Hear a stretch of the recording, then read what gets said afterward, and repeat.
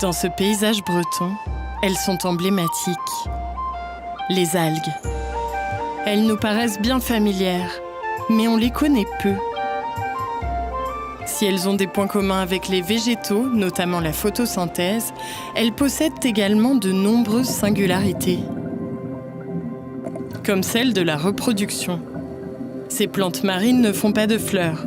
Alors comment font-elles pour se reproduire ? C'est l'une des nombreuses questions que se posent les chercheurs de la station biologique de Roscoff, dans le Finistère. Elle fête cette année ses 150 ans.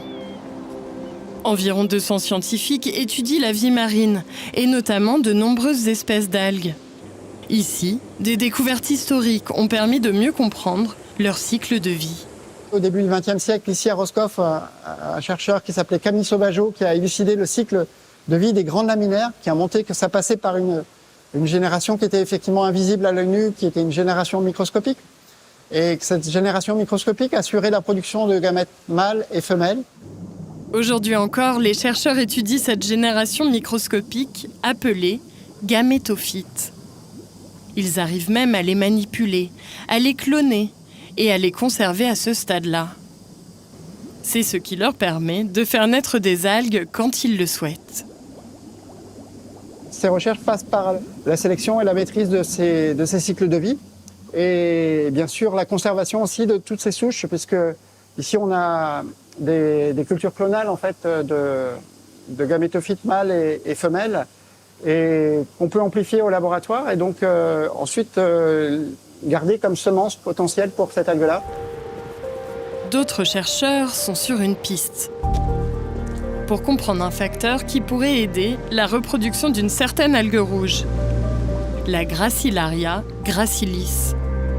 Chez cette espèce, les gamètes mâles, contrairement aux spermatozoïdes, n'ont pas de flagelle et ne sont donc pas mobiles. Mais dans une eau stagnante, comment les gamètes mâles et femelles peuvent-elles se rencontrer ? Là, elles sont dans des flaques calmes, à marée basse, où il n'y a presque pas de mouvement d'eau.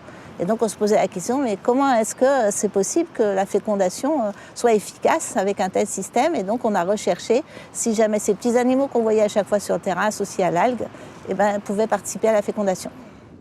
Voici les petits crustacés en question.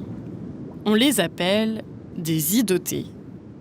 Elles sont de la même couleur et elles ont des formes qui font que la gracilaire leur permet de bien se camoufler des prédateurs.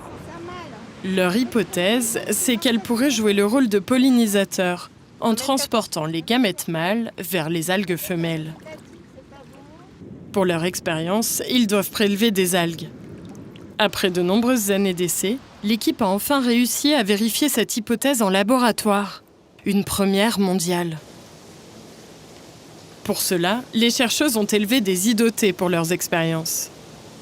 Dans 2 aquariums, elles placent à la fois des algues femelles et des algues mâles. Dans l'un d'eux, elles ajoutent des idotés. Au bout d'un mois, elles comptabilisent le nombre de fécondations obtenues en comptant le nombre de zygotes. C'est l'œuf fécondé qui se développe à la surface de l'algue. Donc chacune de ces petites structures en fait représente un zygote.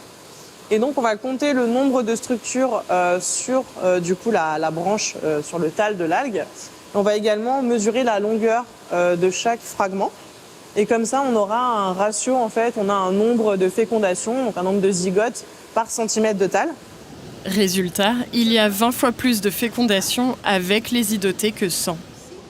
En parallèle, les chercheuses réalisent une seconde expérience. Cette fois-ci en ne mettant que des algues femelles. Dans un aquarium, elles y ajoutent des idotés, incubés préalablement avec des algues mâles. Là aussi, le résultat est probant. Dans l'aquarium avec idotés, des fécondations ont lieu, contrairement à celui sans idotés. Dans cette expérience-là, en fait, il n'y a pas de mâles qui sont avec les femelles, donc il ne peut pas y avoir comme explication les mouvements d'eau dans le transport des gamètes mâles. C'est uniquement le rôle des idotés qui peuvent expliquer la fécondation. Une découverte cruciale qui questionne l'histoire de l'évolution. Car les algues sont les ancêtres de tous les végétaux sur Terre. Et si cette relation algue-animal existait bien avant l'arrivée des plantes terrestres?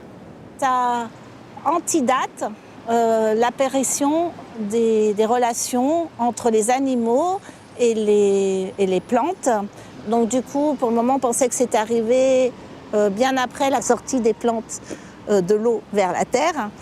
Et en fait, ça aurait pu exister avant. Donc du coup, ça aussi, ça ouvre des perspectives de recherche qui sont tout à fait nouvelles pour comprendre l'évolution de cette interaction entre les végétaux et les animaux.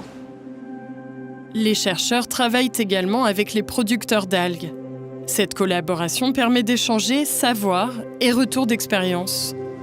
Dans ces grands bacs, on produit de la laitue de mer, utilisée pour l'alimentation animale et humaine. La reproduction de cette algue est simple. Il suffit de la couper pour qu'elle se reproduise. Imaginons, ça c'est ma biomasse initiale. L'algue, on va mettre dans l'eau, elle va grandir. Les roues à aubes derrière vont passer sur l'algue, casser l'algue, et ainsi de suite. Et l'algue va continuer à grandir. Donc là, j'ai des individus, hop, j'ai 3 individus, j'ai 4 individus, et ça, cet même individu va continuer à grandir, individuellement. Partout dans le monde, les algues à l'état sauvage sont en danger. Elles régressent à cause de l'augmentation de la température de l'eau. Plus que jamais, il est nécessaire de les étudier et de comprendre leur fonctionnement pour tenter de sauver ces organismes ancestraux apparus il y a 1,5 milliard d'années. Une population d'algues qui disparaît, c'est tout un écosystème chamboulé.